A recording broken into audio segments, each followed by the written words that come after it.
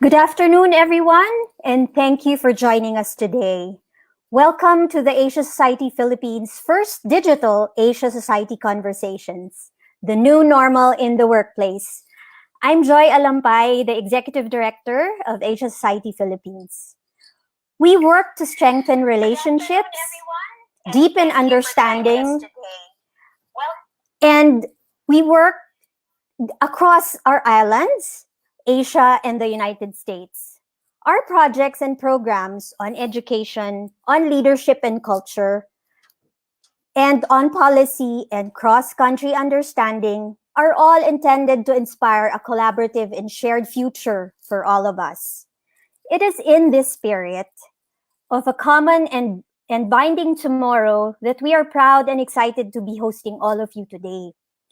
As we all ask what lies beyond the uncertainties of this pandemic and beyond, we find the answers through meaningful discussions toward a better normal.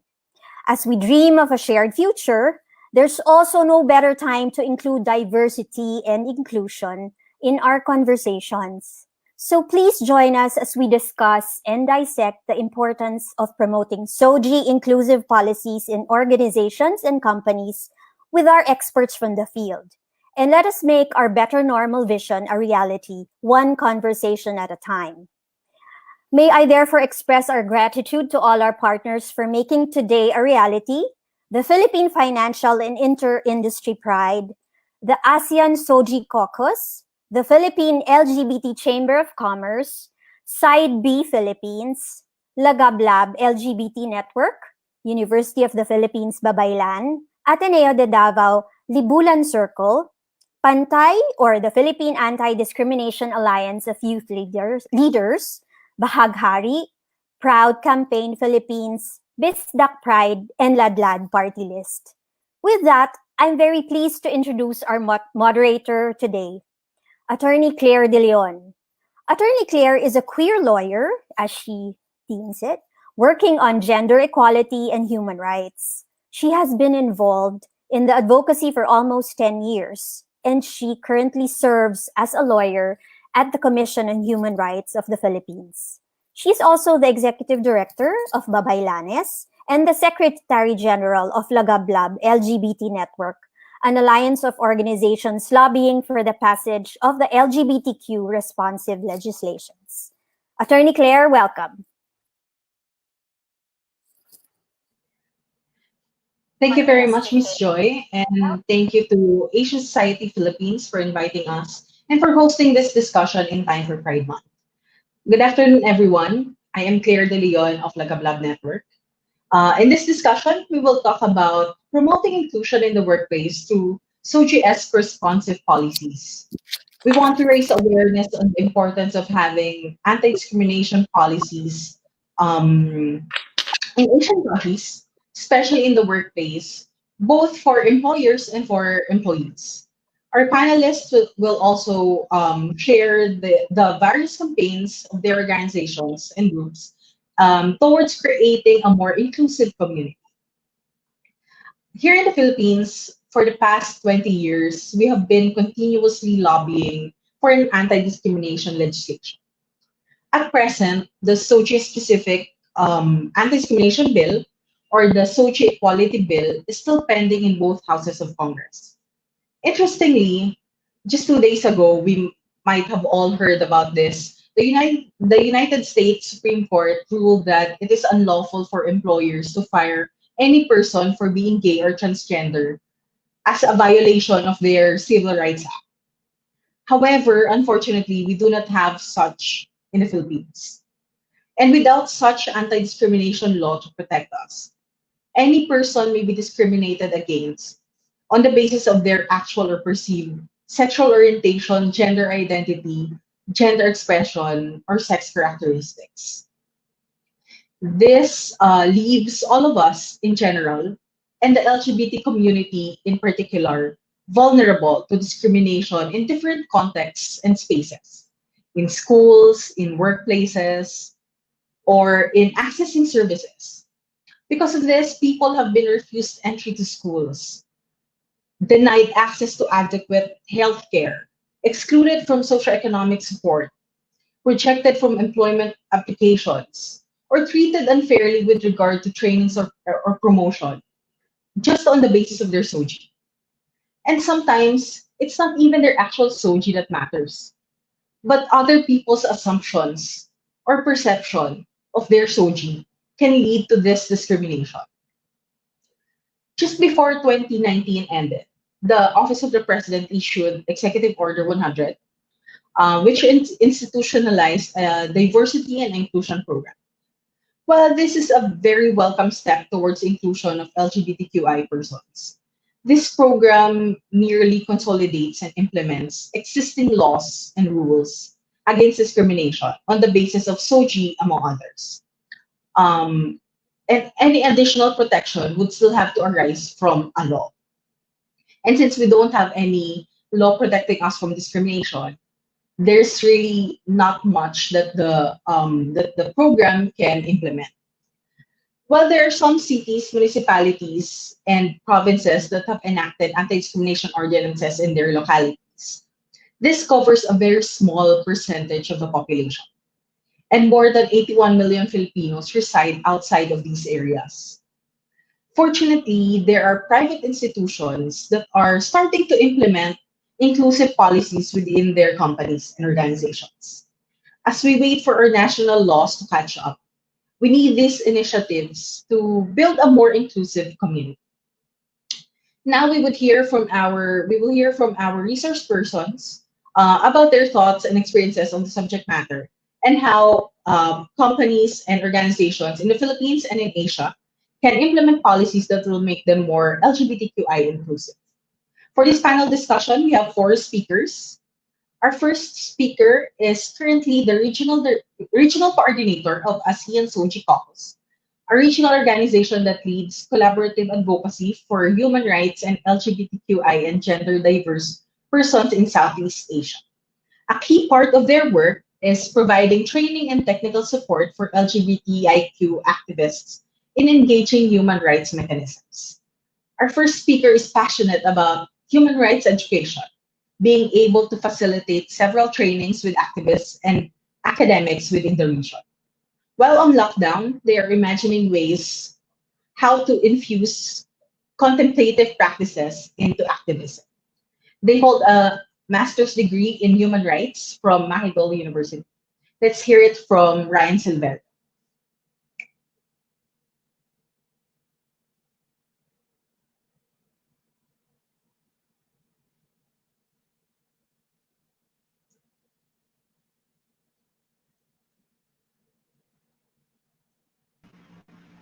Good afternoon, everyone. Hi, Claire. Thanks for the kind introduction. Mhm. Can you give us a short description of what your organization does before we All right, sure. introduce the other speakers? Okay, sure. Yeah, our organization, as you've said, we do work in 11 countries in Southeast Asia. Our Mhm. primary work is to support local activism in engaging human rights mechanisms in the national, regional, and global levels. We support groups in preparing reports and lobbying government to ensure SOGI policies are being integrated into, say, for example, UN resolutions, national government policies, etc. We also do have a program called South-South Solidarity, which I'm going to talk about later, but it's practically empowering local LGBT groups and ensuring their resilience amidst the ongoing crisis. Back to you, Claire. Thanks. Thank you. Our next speaker is part of the BPO workforce. He has been in the LGBT advocacy for 20 years in various LGBT orgs. Professionally, he has experience as a writer, corporate trainer, and public speaker. Currently, he is a training and quality director in one of the country's largest BPO companies and is supporting various industry verticals. Let's hear it from Farsia of 5B. Hi, everyone. Good morning, good afternoon. Um, so I'm Fire and I'm from Side B Philippines. We are actually an organization that advocates for biovisibility, but we have other advocacies as well, like SOGI education, where we also assist schools and students with research on SOGI education. And the last advocacy we have is employment equality.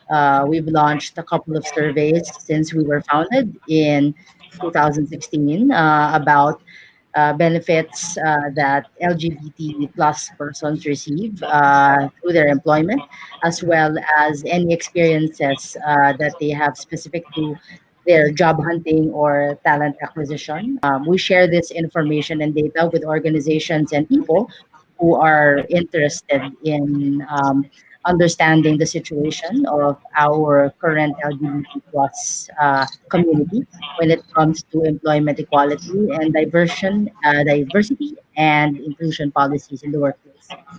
Thank you. Thank you, Fire. Our next speaker has 15 years of experience in international trade relations and public policy development.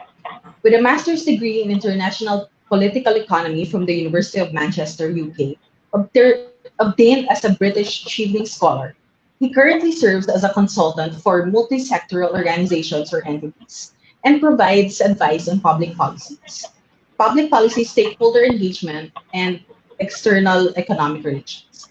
As a former Philippine lead trade negotiator in ASEAN service sector, he spearheaded the promotion of competitive and innovative industries to deepen the country's engagement in regional cooperation and integration.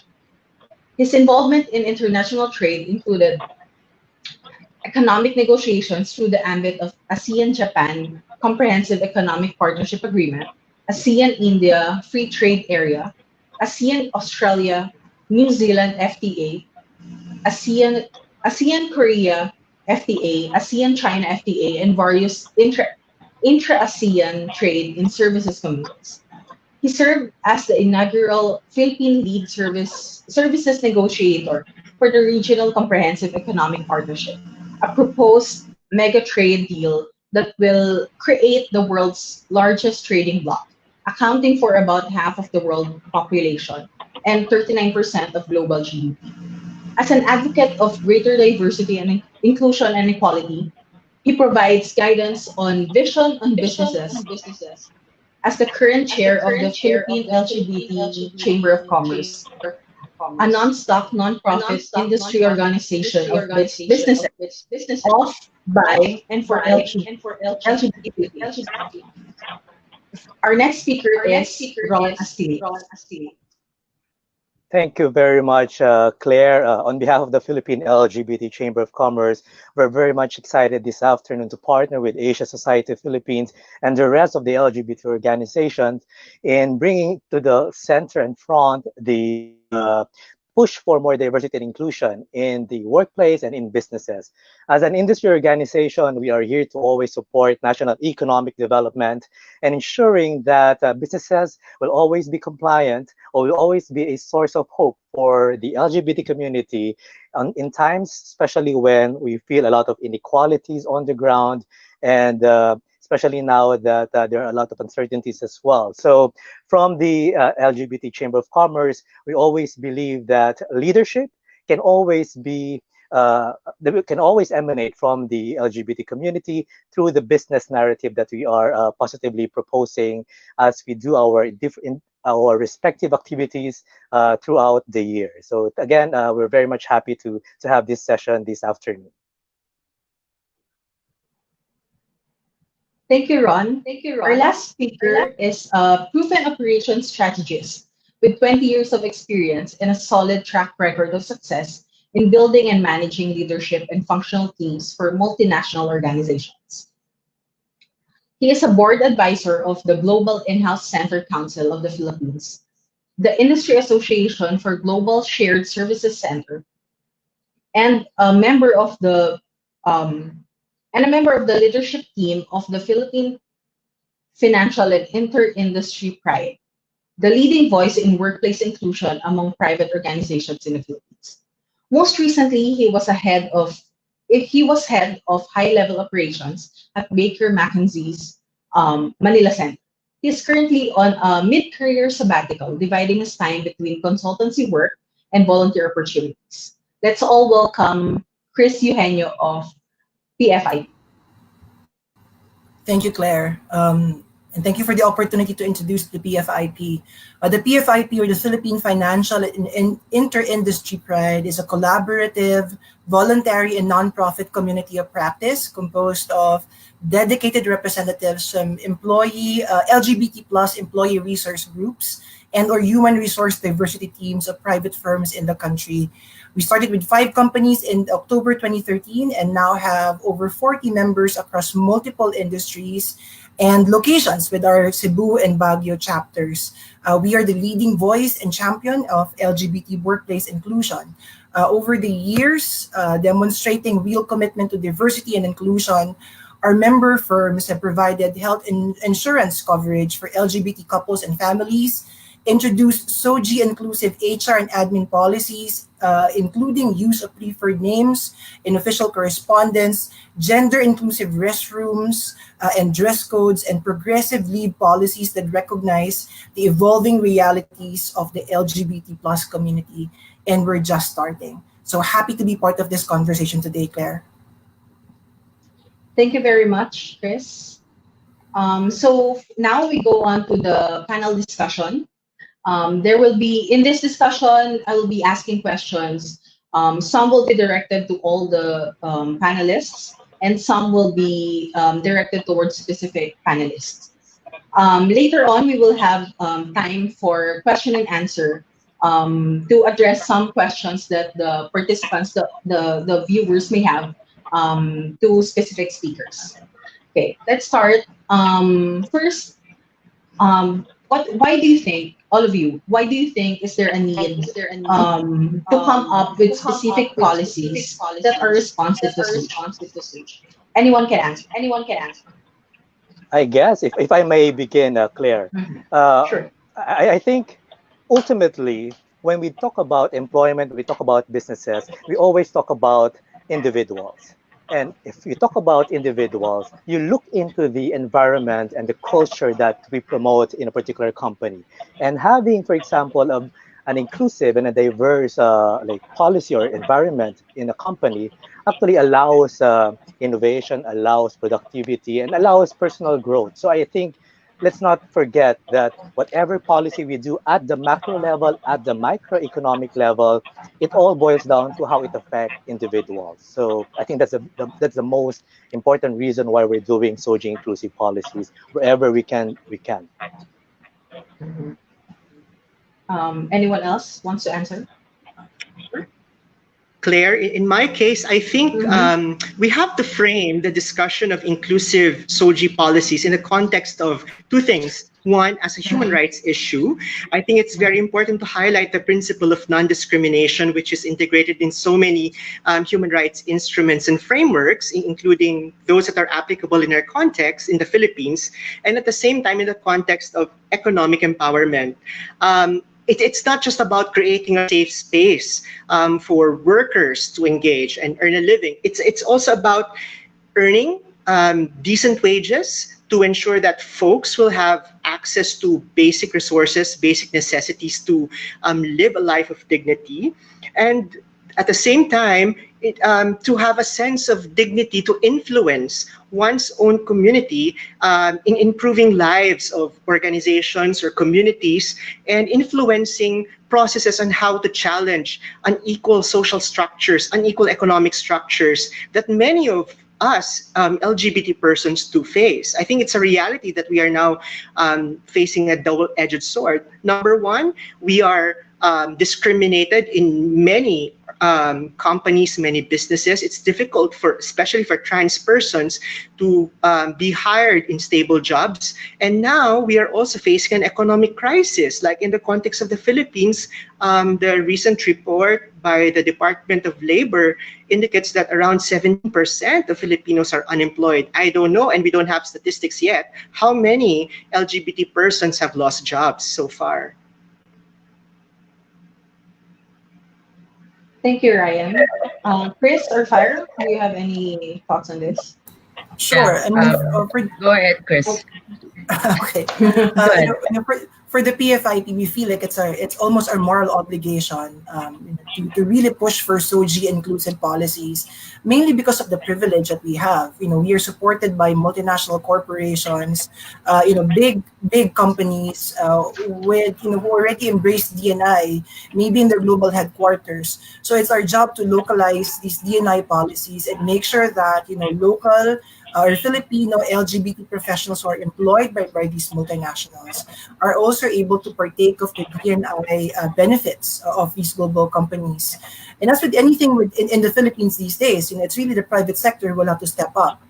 It's unfortunate that this our sphere of influence is very much limited within the private space, but we see it as an opportunity to create best practices, and to really show what diversity and inclusion look like in a business setting. Thank you, Chris. Fire? Yeah, well, for side B, we believe that, in the absence of a national law that would actually cover rights for LGBT plus persons, and this is not yet in place, obviously, it's a great practice for companies to be able to step up, as was mentioned earlier, to provide benefits and support that isn't necessarily mandated by the government to LGBT plus persons at the moment. Inclusive policies from companies can also be created to expand the diversity and talent pool and provide opportunities for all people, regardless of SOGI. Thank you, Fire. Let me just follow up on some of the thoughts mentioned. As mentioned by Ryan, that this is a human rights issue, and also by Fire that there is still no law protecting us from discrimination. Do you think that there are any other laws or policies in place currently outside of the private sector that may provide us some protection? Let's hear first from Ryan and Fire, and then the others may answer. Ryan, do you have thoughts on this?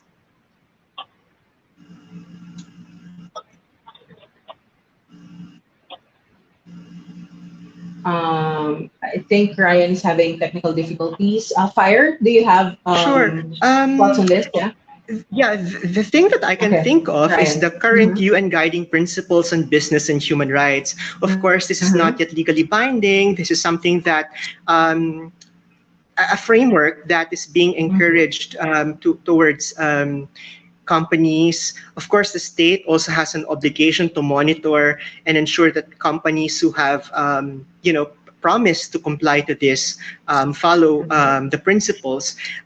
This would include having equal opportunity policies, which is approved even at the highest level of the company or business, ensuring that there are redress mechanisms inside the company or business in case there are cases of discrimination, harassment, and abuse. Also creating an enabling environment for all employees, regardless of their identities and backgrounds. Now, hinging from this UN guiding principles, the Office of the High Commissioner on Human Rights also developed this standards of the conduct of businesses on tackling discrimination against LGBTI persons, which looks at core areas to work on. Number one is to respect human rights, which is also looking at how this is incorporated into vision, mission, goals, and work processes of the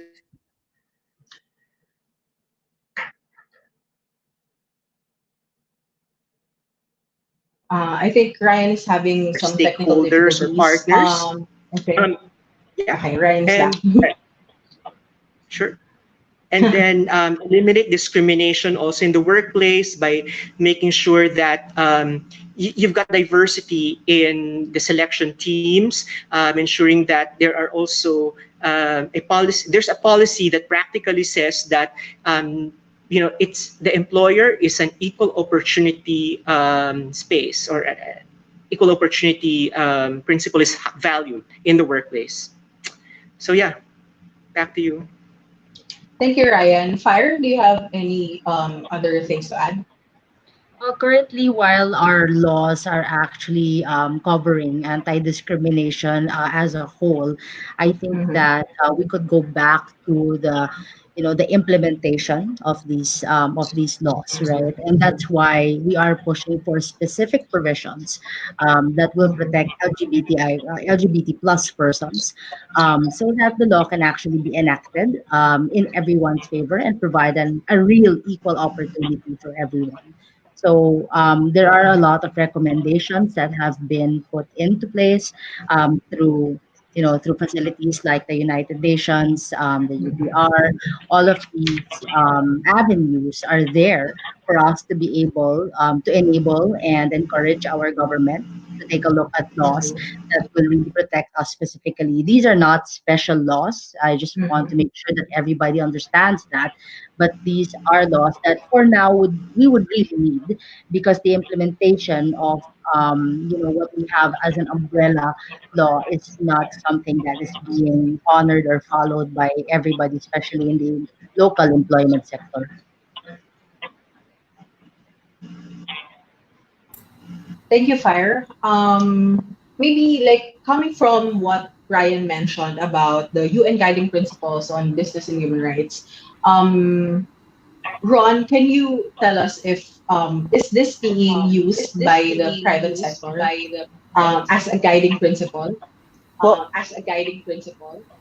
yeah, I think it's very important to capture exactly what's happening out there. And from the Philippine LGBT Chamber of Commerce, I know we'll be discussing this in a few minutes, but we need to have a baseline exactly of how the business sector has implemented diversity and inclusive policies. And that's the reason why we came up with a first ever study, an index on corporate SOGI diversity and inclusiveness index. It has to be measurable. There has to be metrics. And we need to understand that, out of all the experiences that or stories that we've heard, what kind of data are we really pushing or gathering? And we found out that ultimately we do have around 17% of Philippine-based companies that are actually have implemented diverse and inclusive policies. So I thought it's a small number. We're not yet even 50% of it, and I think there's still so much a huge room for improvement. And as we move along, I think the business sector has a role, has an obligation to ensure that it's not just for profit, but it's also about the human rights development, economic development, emotional, professional development of everything. More than the framework of human rights, I think we also have to look into the different angles of development itself. And it's not just simply saying that this is my right, we have to give it to us. But we need to explain to policymakers as business leaders, for example, that it is imperative for businesses to be a catalyst for inclusion, a catalyst for acceptance, and a catalyst for tolerance and equality. So I think we have a long way to go, and we have our study which we did back in 2018 to tell us that we are not even 50% of it. Yeah, Thank Claire, you, if I Ron. may, Chris, yeah.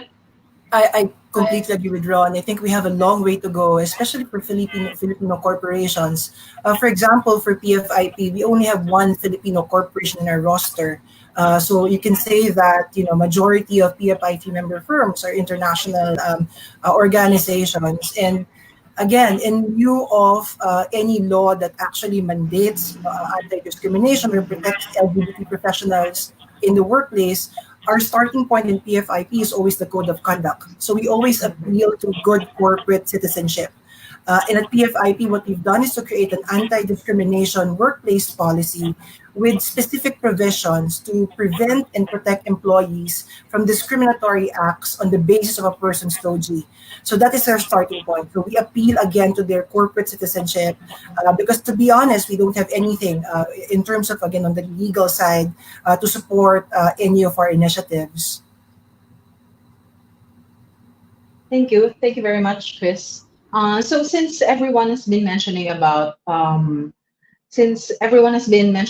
like the global perspective of this, how the global standards are being applied here in the Philippines, maybe we can hear from Ryan. Maybe Ryan can provide us with a context of the state of inclusion at the ASEAN level. We understand that the ASEAN SOGIE Caucus is primarily working at the ASEAN level, and it would be interesting to hear what are the challenges that the ASEAN countries are facing in being LGBTQI inclusive, and is there any ASEAN country that is becoming more progressive towards SOGIE-esque inclusivity? Ryan?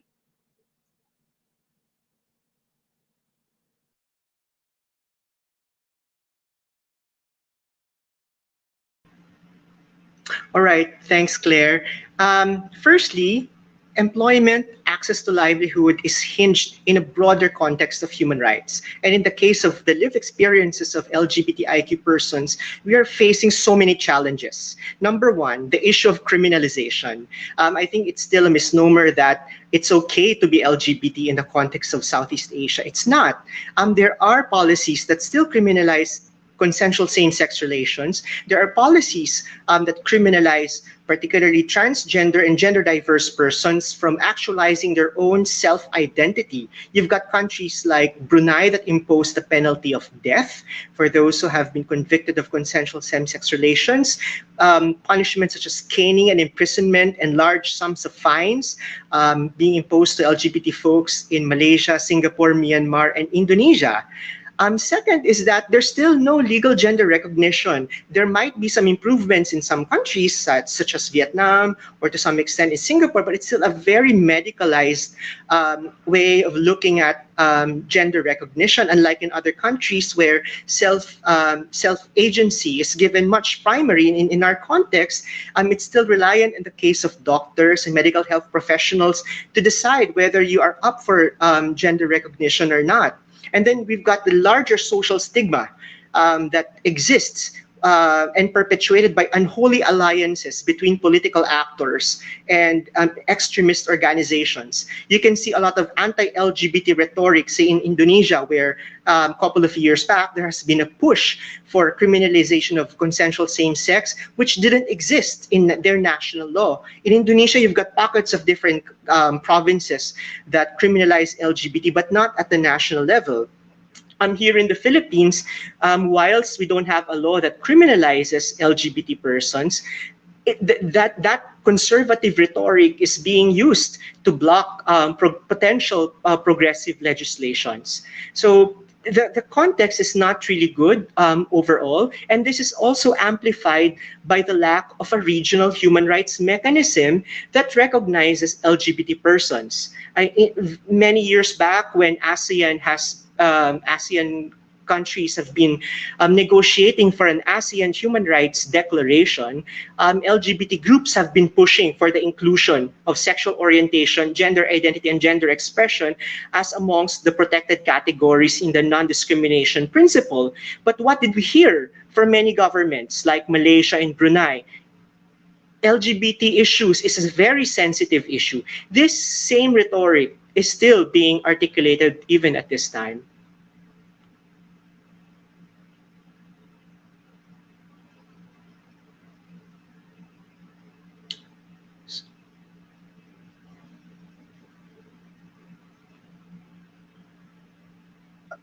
Sorry. Follow-up question, Ryan. Sure. Have you observed any Asian country in the recent years that have become slightly more progressive in terms of their policies with regard to LGBTQI community? Okay, so there are pockets of developments. For example, Thailand has passed the Gender Equality Act way back in 2015. Sexual orientation, gender identity is not explicitly mentioned there, but the way the government has interpreted the gender equality principles also apply to those who self-identify themselves as different from the sex assigned at birth. So that's applicable in the context of LGBT persons. There has been some cases, particularly of trans women who have used that law in order to challenge discriminatory policies in their employment.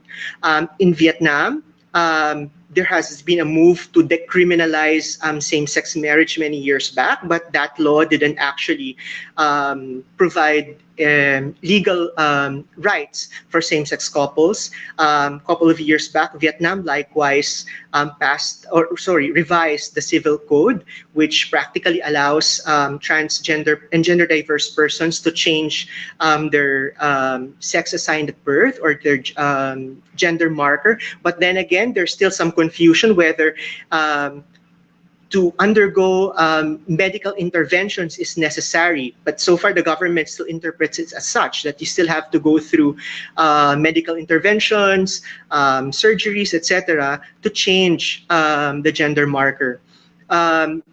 We can also see some private companies who have recently been supportive of LGBT rights, but our critique is that this seems to be kind of prima facie support. I mean, during the Pride marches, you can see rainbows. Like a couple of days back, I've been seeing in my Facebook many companies, including not so heard of across Asia, supporting LGBT Pride Month. But then again, we don't know yet whether they have actually internalized it in their policies and employment policies and practices. Thank you, Ryan. So I think this is a good time to move to our next question. Based on your experiences and the experiences of your organization, what are the challenges and issues that the LGBT community is facing in the workplace? So I guess we can start with Fire. There are really a lot actually, but let me just get to the ones that we have been able to validate through research. So one of the things that we really want to look at would be compensation and benefits. For example, being able to extend healthcare insurance to a person's partner. Obviously, a lot of LGBT plus couples are not exactly married, but have been cohabitating for the longest time, and you could consider them as life partners.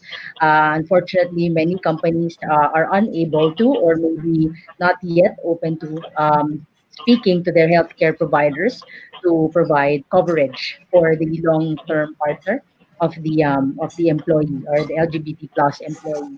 The other thing would also be related to that. That would be insurance. So a lot of companies provide life insurance or group life insurance to their employees. However, the specified beneficiary that needs to be on that insurance has to be a blood relative, a parent, a sibling, a son or daughter, and they are unable to enroll their partner in insurance. So those are some of the legal things that we feel people should be able to have a choice in terms of who they would like to be on their benefits, and who would be who would actually benefit from those things that are being given by the companies. Other items, and this is also like you've only gotten mention of this once, but in fact, even the mention of an emergency contact, there are some companies that request that the emergency contact um, aligns to what they say, is a hospital policy where the emergency contact has to be a relative. When in fact, there are, of course, people who no longer live with their relatives, who no longer live with their parents, who are in fact, cohabitating with their partners, their long-term partners. So the right to actually put that person as an emergency contact and to have that person recognized as your legitimate emergency contact is important. Other things that we've also looked at would be the actual experience in the workplace, right? So, and this is specific to folks who are who are within the transgender experience. That would be the freedom to use your washroom of your gender identity. If your company has a uniform, freedom to wear the uniform of your gender identity or expression. So these are things that right now are hold question marks in terms of implementation and understanding. So it's very important for us to be able to educate our partner companies into why these policies are important. And lastly, we also took a look at the talent acquisition experience of LGBT plus persons. How is your talent acquisition experience inclusive to LGBT plus persons? Do you use a person's preferred name? We always ask for it in the application form, but sometimes we don't use it when we address them. So this is especially specific to the stigma that it can cause transgender persons, especially if they uh, do not prefer to be called using their real names or their legal names. They would like to use a preferred name. The experience of being asked to dress up within the aligning to the gender on your or the sex on your birth certificate when you attend an interview. So these are some things that we have been able to look at in terms of experiences of LGBT persons. Even as simple as being asked in a job interview if they are part of the LGBT plus community. This should not be a question because you being part of the community is not a measure of the skills that you can contribute to the growth of the company. So there are other things, Claire, but so far these are what have popped out of our interviews and our interactions with LGBT persons who have had interesting experiences when it comes to employment and talent acquisition. Thank you, Fire. Actually, I just want to give a brief comment. It's interesting that the insurance issue is really one of the things that pops up in a lot of LGBT discussions. Interestingly, just recently, I think it was early this year in February, UP College of Law sponsored this discussion, and after that discussion, the Insurance Commission actually released a guideline that saying that the insurance code actually does not prohibit putting your partner as a beneficiary. So I think we can consider this as a win for the community. Something that's the something ambiguous that's being used as a means to restrict our freedom to assign our partners. It's finally been clarified. Yes. Claire, if I Rod? may, Yeah. yeah, if I may, on the insurance issue, Mm-hmm. to simplify things, it's good business to have more clients. So I guess this is also our appeal to insurance companies, like even if you're LGBT, for example, in the company, it's of their interest to ensure that they register more applicants or more insured people in that company. So I mean, I think it has to be seen also in that economic sense that they're not losing. In fact, they're gaining more a wider clientele base for the insurance. I guess agency. So I thought that was a very good move of the insurance commission. But again, we appeal to the insurance companies that look at it in the business side. Look at it as something that's revenue generating, regardless if it's from the LGBT community or not. Um, Chris, do you have any other things you want to share about the experiences No, and just issues of the community? agreeing with everything that everybody said so far, and just maybe to recap what Fire said. So at PFIP, we say that there are the three basic LGBT rights in the workplace: is the right to a name, the right to pee, and the right to dress accordingly. And so again, so we push for an inclusive, non-restrictive dress code, gender inclusive or gender neutral restrooms, and of course the right to a preferred name, especially in office correspondence, because that's really it's an important thing, especially for people who are transitioning, to be able to use the name that they are most comfortable with, to not be dead named or misgendered. That's a very, very important consideration, especially for those in the trans community. Thank you, Chris. Ryan, do you want to add something? Okay. Fire, since you mentioned a lot of these experiences, um, how do companies react to how do companies react when employees surface these issues? Generally, I mean, if we're And I'd like to also agree with the mention of multinational companies earlier, where if your employees have these concerns, it is a little bit easier to get guidelines and policies in place. Basically, because these companies are globalized. The global community provides for more opportunities for us to grow with them as a global company, if we are a global company. And of course, we adapt the best practices, right, of the mother company, wherever it may be. The challenge really there is in the local PH companies, where there are still certain policies that happen to go against what we are trying to put into place to be more diverse and inclusive. There is an example for, and I'm not gonna really name the company, but we did talk to some LGBTI persons before, and they were telling us that their company actually has a morality clause. This morality Mhm. clause basically puts a stigma on you as an LGBT person, because if you are found to be part of the community, then immediately you can be removed. And there are still companies that do this, although not in paper, but in implementation by management. I mean, this adds to the stigma and the bias, the social bias that LGBT plus persons experience. So there is a lot of work to be done in terms of our local companies, and I think that it's important for them to also understand that as part of human capital development, understanding SOGI and understanding the benefit of having a diverse and inclusive workforce is something that will take you beyond a specific sphere of existence. It will take you into a more global place. It will expand the reach of your company, and at the same time expand the talent pool that you can tap. So pretty much those items.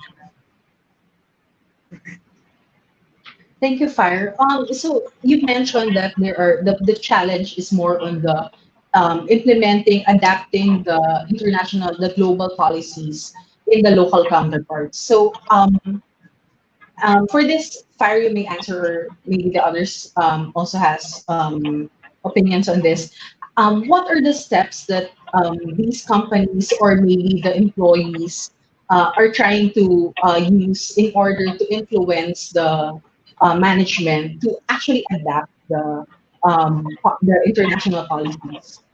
I think what's really important is for management to be educated and to support Mhm. these policies. You can have your policies on paper, but implementation and support is really the bigger item here. If you have your policies and guidelines official on diversity and inclusion, that's definitely a huge help. But it is a bigger help if your management team actually advocates and supports these policies. So education from top to bottom is something that's very, very important. Education leads to better implementation, and let's not exclude, right, certain employees of the company. Everyone should be included in the discussion. LGBT plus persons and allies should be included in the discussion so that everybody understands the value of the result that they will be getting out of implementing these policies. Thank you, Fire. Do the others want to add something? Yeah, the other way is to really speak the language of business, which is ROI. So at PFIT, for example, when we would onboard like potential members, we don't just launch into a SOGI talk, but instead we start with the business of Mhm. inclusion. So we talk about again the business case, like what are the benefits of of really adapting a more inclusive, inclusive policies and creating inclusive spaces, and that is our launch pad to more LGBT specific or SOGI inclusive discussions. I think it's really, I mean, we have to face the reality, especially for Filipino companies, which are rather conservative, which are still run by either families or very conservative individuals. It's not very easy to talk to them about SOGI or even the concept of diversity and inclusion. So we try to appeal to their, I would say, pragmatic sense, and just really look at it from the, from that lens. Like, how is diversity and inclusion good for your business? And with fingers crossed, we hope that that progresses into a more LGBT specific conversation. Thank you, Chris. Ron? If I may add, Claire, I think I agree with what has been said, but I think Fire touched upon this. It's important to also, again, look at the leadership. And I think from the chamber side, for example, that's why we're looking at Philippine-owned companies, corporations, and talk at the executive management level. Because again, even if you have the staff, the employees pushing for certain changes, if the management, the executives, they don't have buy-in into the whole process, everything crumbles. So we thought that it's very important to ensure that business leadership through diversity and inclusive, again, policies are actually emanating from the top. And we're not dismissing the fact that it can also be a bottom up approach, but it's always critical to ensure leadership as we push for these reforms, and agree with the idea that multinational corporations, because they're globalized and foreign headquartered, they're way advanced in implementing all these policies. But the challenge is really on the ground, and that's why at the chamber we're pushing for more inclusivity as we gather more partnership and enterprises that are Filipino owned or allies, and then push for the agenda of the LGBT. Thank you, Ron. Let's move on to the next question. Since we're talking about like engaging the management, how can SOGI inclusive policies be beneficial for both employers and employees? Ron, maybe you want to answer? Okay, sure. It will be beneficial by preventing cases of the past. Remember all those sensationalized, like cases we've heard in the news about certain, like member of the trans community not being allowed to enter a particular toilet, or etc. etc. It it will be beneficial for us if we have less and less and less of those cases happening from today and into the future. So I think, and we begin by educating each other. We begin by educating the executives. We begin Mhm. by ensuring that they understand that there are different expressions, different orientations. It's not just a binary world. It's not just up and down, left or right. So as we educate the people in the companies, the CEOs, we are hopeful definitely that we have this trickle down effect, and we're bringing them into the fold. As I always tell the people that we have to make sure that we do not isolate them. We embrace them by educating them on what are the different types of expressions. Thank you, Ron. Chris, do you want to add something? Sure, and maybe complementary to that, yes, we believe that the tone from the top is absolutely critical in pushing for diversity and inclusion in workplaces. But just as critical is really supporting the professional development of the LGBT professionals. The way that we see things at PFIP is that we need to continuously promote and amplify the voices of LGBT professionals, because it's really all about representation and visibility as well. We don't just want straight allies and male allies championing us. We want us, members of the community, representing us in boardrooms. And that is exactly what we need. If we really want to make meaningful, impactful change, there has to be more of us in those boardrooms, making those decisions, owning those budgets, and setting policies for future, more inclusive workspaces. Sure. Thank you, Chris. Fire, do you want to add something? I think it also boils down to providing a good employee experience or a great employee experience. I mean, at the end of the day, employee experience is for everyone. It's not just for a certain type of employee, but it's for everyone that you hire. And then when you provide that great employee experience, you will experience decreases in your attrition or your turnover. You will be able to keep your top performers. And you will be able to encourage an inclusive environment that will provide an avenue for better performance and teamwork for everyone. So I think that it's very important that we also take a look at that, that it is the experience of the employee in your company that will drive them to do their best and contribute to the growth of your business. Thank you, Fire. Ryan, do you want to add something? Yes, thanks. Mhm. I do work in the context of a nonprofit organization and has been involved in many NGOs in the past. I think what we can do, at least in our sector, is to strengthen stakeholder-led advocacy.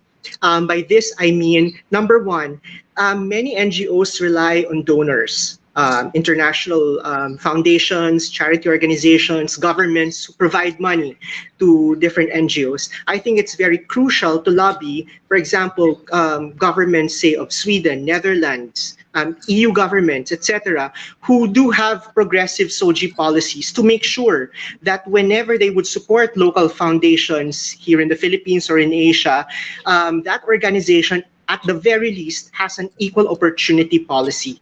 Because sadly, not all foundations have that equal opportunity policy in place. And then second, us NGOs operate in the context of a broader community. We deal with stakeholders. It's a premise in development work that you engage and consult with your different stakeholders. Do we create space for, particularly for LGBT organization, for LGBT activists and organizations to participate in giving inputs towards the strategic plans of organizations? I think it's also a good challenge for us in the LGBT community to seize those existing spaces. Let me cite one example because I used to be engaged in child rights work in the past. There have been many consultations with children that I have observed, and never did I hear LGBT children's issues being articulated in those spaces. Up until a couple of years back, we initiated an LGBT children's workshop, and there's a lot of issues ranging from bullying, corporal punishment, etc., that were told to us, that were shared to us, and that are being urged to be addressed. And this we use to lobby different child rights organizations in the region that, hey, you have to listen, you have LGBT children in your constituency, and that you have to incorporate their issues and recommendations into your strategic plans. So these are different dimensions where we can perhaps influence how NGOs, development organizations can integrate SOGI in their work. Thank you very much, Ryan. Since we've been talking about LGBT inclusion, how do we determine which policies are SOGI inclusive? What are our basis for saying that a certain policy is LGBTQI inclusive? Let's start with Fire. Well, policies are LGBTI or LGBT plus inclusive if they address the needs of the LGBTI person in the company. So let's take, for example, transgender, right? So I am transgender. And currently in the company that I work for, the washroom policy supports transgender people in the sense that they actually allow us to use the washroom aligned to our gender identity. So that is one example. If it addresses a specific need of the LGBTI person or community, then it is definitely a policy, that will benefit us. Another policy I can also highlight that we have currently is our HMO insurance. So I can actually enroll my partner in my HMO as my dependent. So that they can also benefit from that same company benefit that I'm receiving as well. I'm obviously unmarried, not married to my partner, but still, they do not require us to be married. Only certain small requirements like do you live together, how long have you been together, but it still addresses the need that I have. So this is not only an LGBT plus policy, but also a policy for other unmarried couples as well. So we can also say that there are some policies that may help the LGBT employees that you have, but they may also extend to the other employees as well. But there are still some that are pretty much specific. For example, if companies have a uniform policy, so there are some government agencies that actually have uniform policies, still labeled as male and female uniforms. But at the end of the day, they actually allow you to wear whichever one you would like, depending on your gender identity and expression. So I feel that this is also a policy specific to support persons of diverse SOGI. Thank you, Fire. Chris, do you want to add something? Sure. So apart from what Fire mentioned, some of the best practices that I've seen personally are, leadership development programs for LGBT employees. These are specific career advancement programs that are geared towards the continued advancement of LGBT plus employees. There's also pride sponsorship from the executive level, as we've discussed earlier, to set the tone from the top. You have LGBT plus role model programs from leadership and the management level. This is about representation and visibility, especially for self-identifying LGBT individuals in the corporate ladder. A robust LGBT Pride Network or ERG, which is funded so that they're able to, conduct activities all year round. Maybe also a strong ally network or an allyship program to really help build a culture of inclusion within the workspace. And of course, other benefits, again, aside from what Far mentioned, um, SOGIE-inclusive leave policies, for example, that would recognize the realities of LGBT individuals. Like, for example, there are many companies now who would recognize parental leave, adoption leave, emergency leaves, where it's regarding your a same-sex partner, for example. That's very important. Also for emergency loans. Right.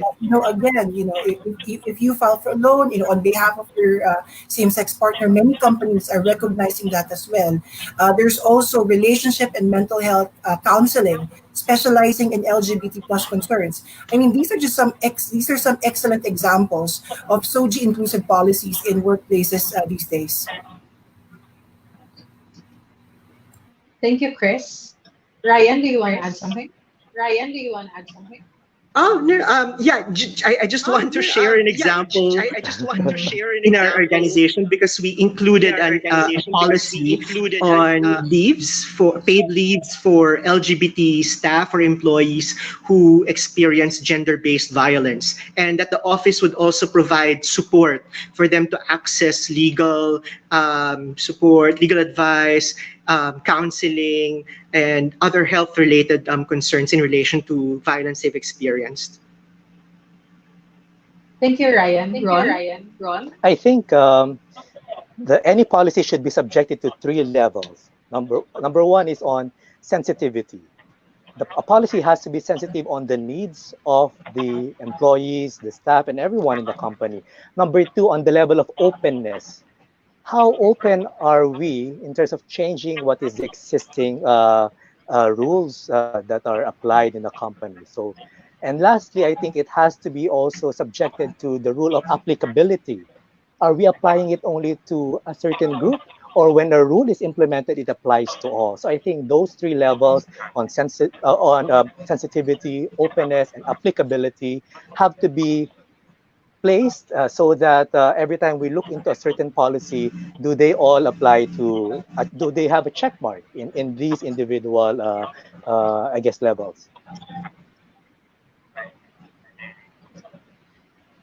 Ron, you mentioned earlier that the Philippine LGBT Chamber of Commerce published Mhm, the mhm. corporate SOGI Diversity and Inclusiveness Index. Can you tell us more Yes. about this? Yes, we're happy in 2018 we did launch this first ever study on an index. So we gauged the performance of different corporations, enterprises in the Philippines, and we found out that only 17% of all the companies that we've talked to, we've provided survey forms, etc., are actually inclusive and diverse. 17%, and these are all foreign headquartered. So again, as what Fire explained, because these are globalized companies, it's easy to understand why they have already incorporated these inclusive policies.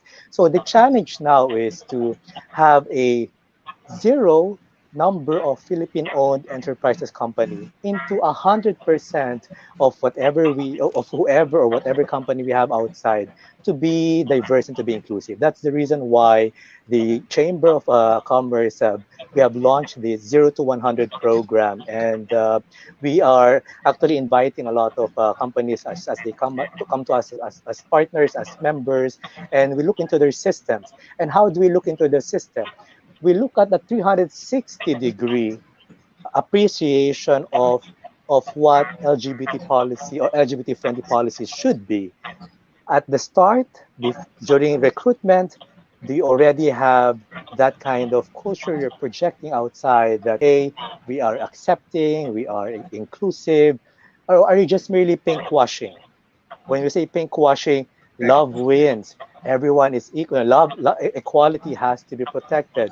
But inside, when we look into the internal processes of a company, maybe they're not really promoting these virtues, these values. So, and then also, again, 360 as the exit, as they externally project themselves by supporting other companies making statements during Pride Month, etc. So I think this is how we look at it. It has to be 360 degree appreciation of the different aspects of inclusivity and diversity. So hopefully, as the chamber moves along, as we grow our partnership and membership, we are actually moving from zero to at least, I don't know, hopefully 100 entities or 100% fully diverse and inclusive enterprises in the Philippines. We will be revising the study in I think in a year or two, but we're also happy to launch again this year what we call a sister index of that corporate SOGIE diversity index,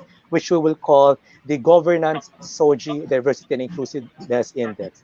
In as much as we give the private sector the burden of making sure that the workplace is safe, we also want to make the governance, local government units, departments accountable to diversity and inclusion. So we are having that governance index for the year, and it will be a good complement to the index that we had in 2018. Thank you, Ron. Do you have any observations as to Philippine companies that do not have anti-discrimination policies? So you mentioned that in the 2018 index that you published, there is no Philippine company that that was included there. So do you have any observations on those companies that do not have anti-discrimination policies? We haven't been tapped by external organizations to introduce to them the like international principles on inclusivity and diversity. That's number one. Number two, it's also that sometimes these are like small companies, MSMEs. If you're an MSME, sometimes you deal with, of course, your bottom line, you have financial issues, you have human resources issues, and the tendency is to dismiss the needs of the community in as a mainstream objective for company development. I'd also like to share to you, I was talking to a conglomerate, a big company in the Philippines, Filipino-owned. I will not mention name, but when I was talking about possibility of doing that diversity and D&I policies in the company, I was told that, you know what, Ron, at the moment, we're still dealing with recruitment issues. We're still dealing with procurement concerns. The LGBT concern is not a mainstream one. It's not, it's not on our radar yet. And I was surprised because, it's a conglomerate. It's a big company, and I thought that's why we have to be really careful on pink washing when products are shown outside and commercialized as LGBT friendly. Maybe we should always go back to the source.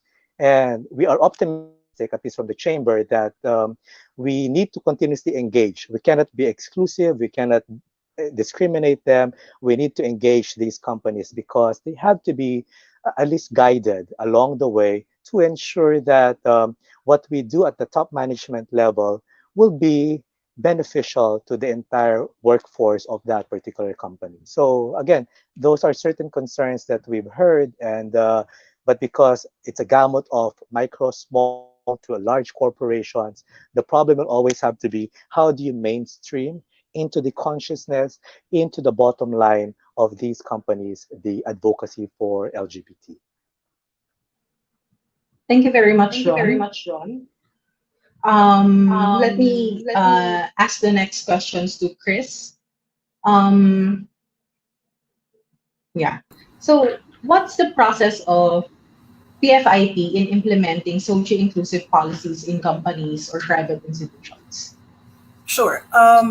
PFIP is not an implementing body. We are a Mm-hmm. community of practice. So what we Mm-hmm. do is, we share excellent practices amongst ourselves. I remember a couple of years ago, there was really no one providing same health coverage for same-sex couples, for example.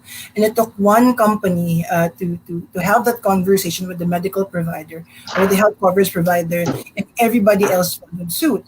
And most recently, like one company took that extra brave step of including transitioning benefits for their trans employees in their health coverage.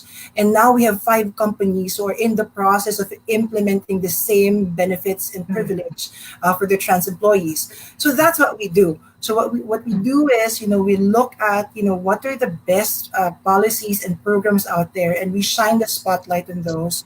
We share stories, and then we help out our member firms adapt these practices and localize for their respective organizations. So, you mentioned that you are highlighting the best practices from those companies that paved the way in having more inclusive policies. Can you share what other best practices have you observed in the? So you mentioned some earlier. Do you Yeah.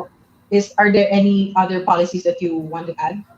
Sure. I think the most impactful right now are the professional development programs that are geared towards, again, promoting more LGBT leaders. Like I said, I think we can make a lot of noise for sure, and but at the same time we cannot rely on our straight allies forever. We have to be self-sufficient. We have to be self-reliant. So I think that empowering our LGBT leaders, enabling them to take leadership roles, decision-making roles, I think that's really making an impact. We're seeing already several self-identifying LGBT CEOs and CEOs on the C levels, and they're acting as role models for young LGBT professionals. And I cannot emphasize how important that is. Again, for LGBT individuals in the workplace to see someone like them who are succeeding in the workplace, not minding their soji, but really focusing on just their strength and their character. So I think those are really important. Aside from, of course, again, constantly reviewing policies and benefits that would recognize the evolving realities of LGBT couples and LGBT families, I should say. Because I think that we're starting to see more modern families or rainbow families. So I would love to see more companies provide benefits to not just LGBT couples but to LGBT families as well. Thank you, Chris. So we're down to our last question. This is for everyone.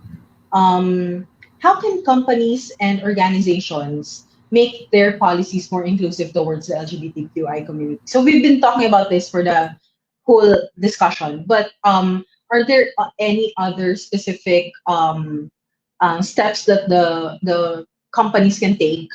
And also, please feel free to take this time to share with us your campaigns on how your organizations are are trying to influence the private sector in having more inclusive policies.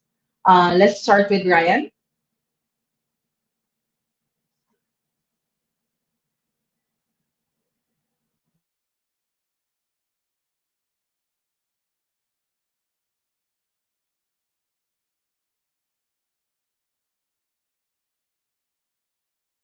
encourage leadership in these institutions. We also need to work on creating alternative economic spaces for LGBT persons to realize a sense of dignity, to earn money to support a decent living. One case example in Cambodia, one of our members called Micro Rainbow International has this initiative where they provide support, technical support, to some extent financial support, to small LGBTIQ entrepreneurs, including weavers, those engaging in agriculture, those engaging in retail, etc. Give them training on how to build businesses, on how to obtain good credit standing, link them up with creditors, cooperatives who can provide microfinance, and support them in terms of accessing the bigger market. So I think we also need to look outside the big companies, the big corporations, and strengthen the social entrepreneurship capacities of LGBT persons. In that way, we can balance the discourse. Thank you, Ryan. Fire? Yeah, I think it's important for companies to understand how it will benefit them first of all, so that when you implement a policy and you understand how it will help your employee. It's very important for us not to just look at the policy at face value, but to understand how that impacts the person. Right, that will impact the person's personal life. That will impact their experience at work, and these are things that we should be cognizant of. Will my policy on putting a preferred name on a person's ID, will this actually help this person adapt better into the company culture? Will this help the person have better interactions or less awkward interactions whenever they deal with people inside the company or they deal with clients? These are things that are very, very important. And I think that, aside from just looking at these items as small items, it's very important for us to understand that what may be small for you may be something very huge for someone else. For example, currently where I work, my manager has been very good enough to adjust my email address to reflect my preferred name in the workplace, so that I don't feel embarrassed every time somebody would look at my email and say, oh, and then it's this long name that I don't like, right? So it really helps me. It boosts morale. It boosts it boosts your feeling of acceptance in terms of staying with the company, and you want to stay longer and you want to do better because you feel that the company cares for you. So that's just for me. Thank you, Fire. Ron? Um, Thank you, Claire. I think what we tell companies is to look at again, the policies in three different pillars. The first pillar is on the workplace. How can we in the chamber, we always highlight the promotion of a safe workplace that affects the whole staff complement. No? So another pillar is the championing of leadership. That is always important to look at business leadership when we implement inclusive and diverse policies. And the last pillar, at least from the chamber side, is the best practices, how we recognize practices from other corporations, from other enterprises elsewhere in the globe, and implement these in their own individual capacity as company owners or executives. So I think that's what we are looking at, so that nothing will be left behind. And I guess from the chamber side, if there's like any parting words as well, we are celebrating Pride Month, and we want to reiterate to everybody PRIDE, that number one, we always look at the present, and number two we recognize that the present concerns right now have difficulties, and these have to and they have to address inclusiveness and diversity, because in the end, what we're looking at is empowering everybody. That's letter E. So I guess that's how we want to celebrate PRID. We look at the present, recognize that there are challenges towards inclusiveness and diversity, and ultimately we empower everyone. Thank you, Ron. Chris? For PFIP, we are enjoining our member companies to really focus on building a culture of inclusion. I mean, that's one way that we can avoid your classic box ticking, rainbow branding, and those 9 to 5 DNI agents. So we want to collect from our companies, just because they've created a corporate, pride logo, or have brandish the rainbow flag on their corporate websites, doesn't mean that they're real advocates and champions. So we want to collect from them. And one way we're doing that is continuing the conversation on DNI at this time. I know many people would say, oh, why are we talking about pride? Why are we talking about inclusion at this time when there's a pandemic? Well, newsflash, the old problems never went away. If anything, the old problems have been amplified and have been compounded, by this pandemic. So we must continue the conversation on diversity and inclusion in the workplace and beyond. Thank you, Chris. So now we'll go on to the questions from our participants or viewers. We will be flashing the questions there. First question: a lot of global movements have given up on waiting for legal systems to protect people, and a lot of movements have also noted that laws in place seldom actually get implemented in a way that protects us. So a lot of groups have been doing their own mobilizing of resources. Would this sort of organizing work here in the Philippines? Ryan, since this is more of about mobilization, maybe you can answer this first.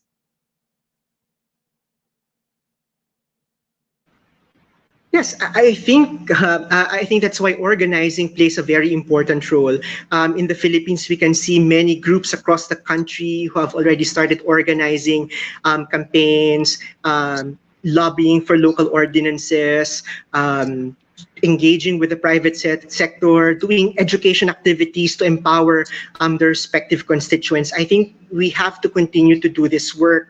But beyond that, we need to empower individual LGBT activists to have the knowledge, the language, and the strategy to influence key stakeholders, not just the private sector, but also the government, because policies also have an implication on how the private sector would work. Do the others have any other thoughts on this question? I think it's doable, it's possible. I Mhm. work in the public sector in the past, and Mhm. the reality is that sometimes it's very, very, very slow. And if the business sector, the private sector can do it faster, then no need to wait for the legal environment or the legal ordinances that can take place. But at the same time, look at some local government units. They don't have to wait for legislation at the national level. They do it as a city ordinance, and that's possible. So I think it's not just about the legal issue. It's also about there are different perspective that we need to look at it. So I guess it's doable and it can be done even if the government is way behind. Another way, perhaps, is for us to finally focus on building the LGBT ecosystem in the Philippines. I mean, just look at the different partner logos at the bottom of the screen. If all of these partner organizations actually work together, I believe that we don't need any legislation, to move things forward. I think that there's a lot that we can do together. Fire, do you want to add something? I'd say that everybody's actually said it all. I mean, at the end of the day, strong partnerships create, strong results. And it's really important for us to recognize that we also can't work alone, but we should work together. So, I mean, the general message really is to partner with everyone we can partner with and make sure that we move forward with goals that we can all realize at the soonest, and the goals that we can realize moving further into the future as well. Thank you. Maybe let's flash the next question. Would you say that SOGI education is effective in a workplace setting with employers and employees? What would be the basis factors to say so? Who wants to answer first? Maybe those in the private sector. Yeah. Okay. Claire, I think Ron. you don't need to wait for the workplace to understand SOGI. If it Yeah. can be done at home, education begins at home, then I think it will have a greater impact to individuals. To me, it's not about SOGI education being effective, but it being available in the workplace. So I feel like this is an important investment for workplaces to really focus on SOGI education. If they can do it twice a year for their employees, that would be fantastic because that is essential in building a culture of inclusion and understanding. Mhm. Fire? The foundation of coming up with guidelines and policies that will benefit all is really education. So I agree that the availability of SOGI education, whether it's in the workplace or at the barangay level or at the school level, it has to be there because right now, let's admit it, not everybody really understands the concept of soji, and we're open to misinterpretation everywhere, no matter where you look. So it's important for people to be advocates of themselves as well. Let's not rely on advocacies of organizations or advocacies of companies. We have to start looking into ourselves as well, and making ourselves into our own advocates so that we educate ourselves first so that we can educate other people and really provide an avenue for better understanding. And I think that building that foundation of information and education will eventually lead to a better understanding and appreciation, really, of everybody within the SOGI or LGBT plus community. Thank you, Fire. Ryan, do you want to add something? I think the government, being one of the biggest employers in this country, should take SOGI education seriously. There's an opportunity here. Government agencies have to spend 5% in terms of gender and development fund. Correct me if I'm wrong about the percentage. How much of this gender and development budget has been used for an inclusive gender sensitivity or gender inclusive education and training for civil servants? I think that's a good entry point for us in the LGBT movement to look into and engage. Well, let's hope that the Executive Order 100 will actually be implemented in order to consolidate the plans and use the GAD funds accordingly. Um, let's move on to the next question. How do you think labor unions can help lead anti-discrimination policies in the workplace? So the whole afternoon we've been discussing about like empowering the LGBT community and also engaging the management. Now let's talk about labor unions. Who wants to answer first?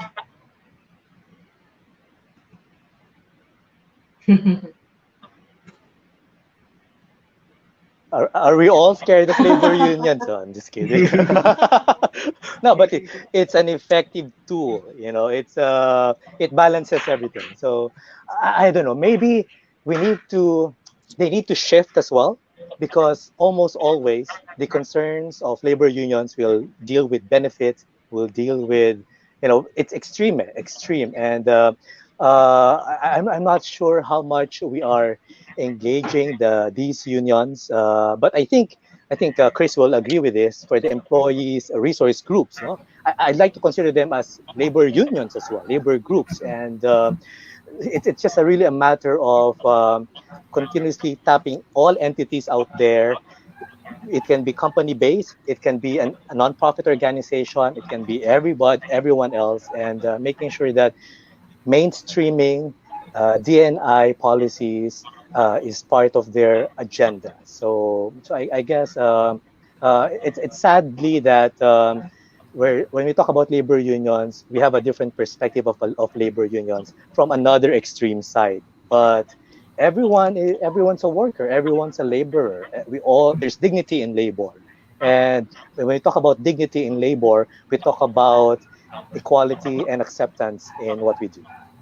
Yeah, I agree with Ron. It's rather tricky when you deal with when you bring the labor unions into the conversation. Because the common argument, for example, against bringing up DNI into the table is that it's malayo sa atay. And I think everybody must have heard that already. So to me, it will require a paradigm shift. I don't have an answer, a real answer here, but from my vantage point, it may require a paradigm shift. For labor union leaders to start thinking about diversity and inclusion as also a critical element to their success, so that it becomes part of the discussion moving forward. Okay. Fire. I actually don't have much to add to that because you know labor unions are a whole discussion on their own, actually. But I think just to piggyback on what Chris and Ron said also, it's also good for us to be able to reach the labor union leaders, making sure that they understand how DNI actually is part of their world as well. So they also need to understand that there may be diverse individuals who will be part of their unions? And how will their push for policies and their request for reform and changes actually help everyone, including people of diverse SOGI? Mhm. Ryan, would you like to add something?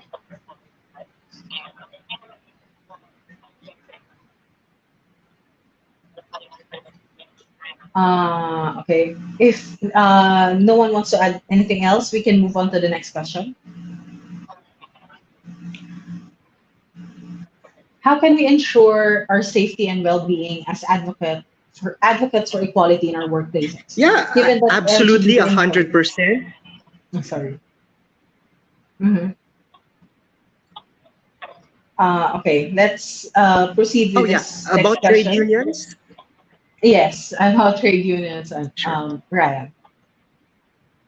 Yeah, just a very quick yes, Uh-huh. 100%. In fact, in the past 5 years, Mm-hmm. there's this ASEAN civil society statement that has been, developed every time there's a parallel meeting to ASEAN, and some trade unions have signed to that regional statement, which clearly indicates sexual orientation, gender identity as amongst the protected categories when we do our human rights and non-discrimination related work.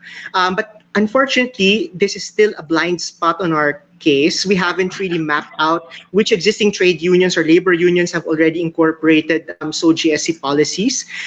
Their work is not just about adequate salaries. We have to frame the discourse within the broader idea of safe working environment. LGBT persons, LGBT laborers have the right to be in a safe, inclusive working environment. Mm-hmm. Thank you, Ryan. So let's go to the next question. Unfortunately, this will be the last question that we can answer right now. We're running late. So, yes. So, how can we ensure our safety and well-being as advocates for equality in our workplaces? Given that LGBT employees may receive more harassment in our workplaces as we become more vocal and visible. Anyone can answer.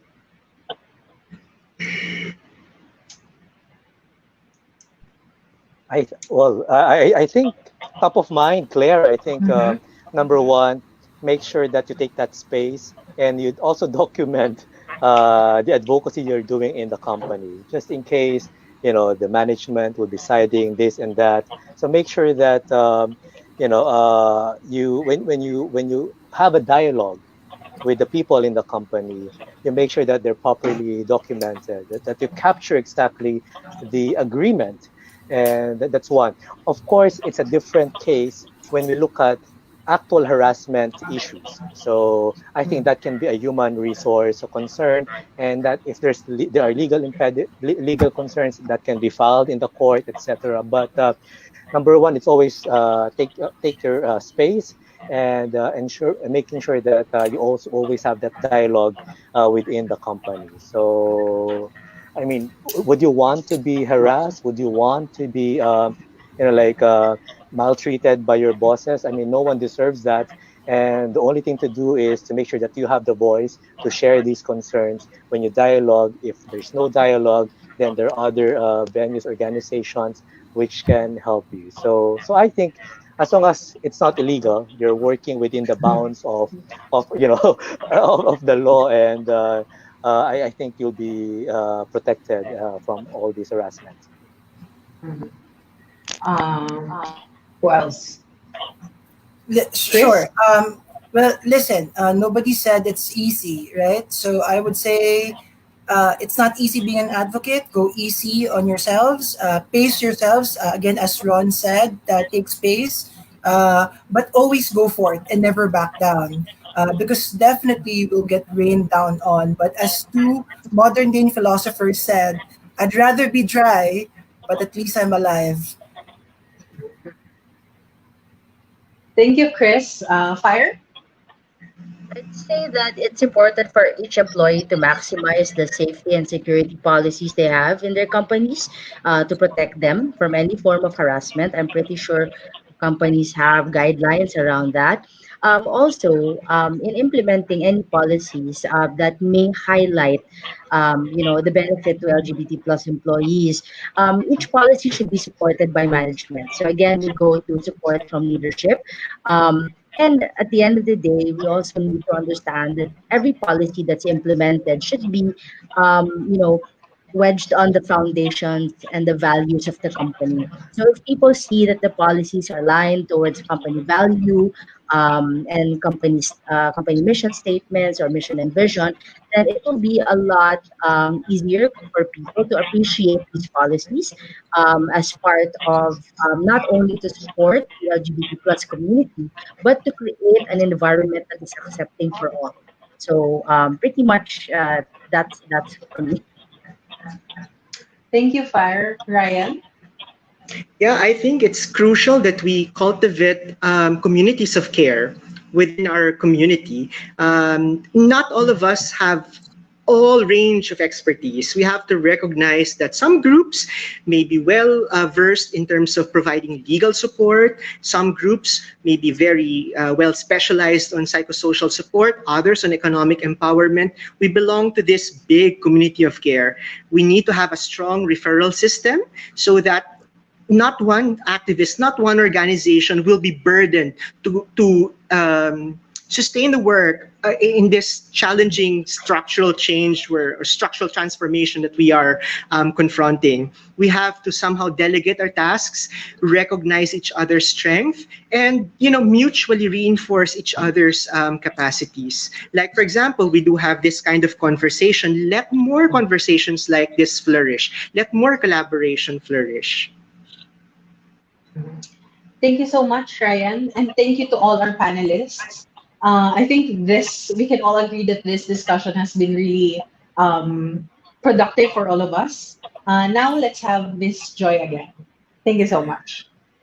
Maraming salamat sa inyong lahat. Fire and Side B Philippines. Of course, Ron and Philippine LGBT Chambers of Commerce. And of course, Chris and your the group of Philippine Financial and Inter-Industry Pride.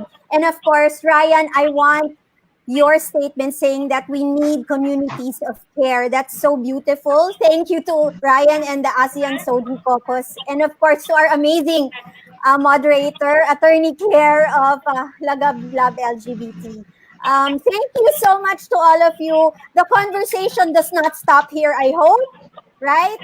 And so, on behalf of my project leads for this event, Julian Guillermo and Kit Magtoto, thank you from Asia Society Philippines. This is Joy Alampay. Happy Pride Month to everyone and stay safe. Thank you. Happy Pride. Happy Pride! Happy Pride, everyone.